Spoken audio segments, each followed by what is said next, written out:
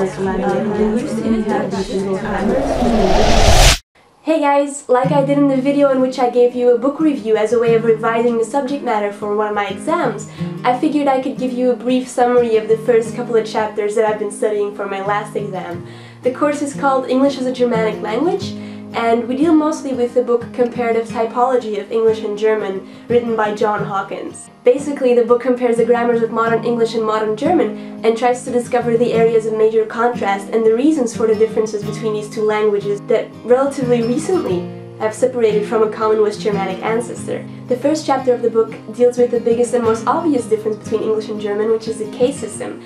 German has 4 cases. English doesn't have any cases anymore except for the separate genitive s, as in the man's hat. German uses these cases in order to express different semantic roles such as subject, object, indirect object, direct object, and so on. Because of the loss of case markings in English, English had to find a different way to express these semantic roles, and they did so by tightening the word order. The word order in German is thus much freer, and because of the case markings that sort of indicate the semantic roles, they can pretty much move the words to whatever position they want in the sentence. This allows them to use word order for other things. They can use the position of the words to mark old given information, called theme, versus the new information, called reme. Especially Slavic languages will adhere to the theme before reme principle. You guys probably already knew all this, but the next couple of chapters had some really interesting information that I thought was definitely worth mentioning.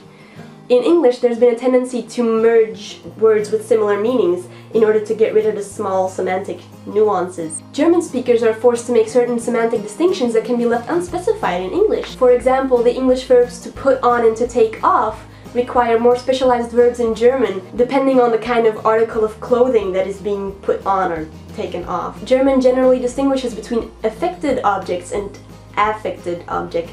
Effected objects are objects that are brought into existence by the action described in the predicate, such as to paint a picture. The picture is brought into existence by you painting it.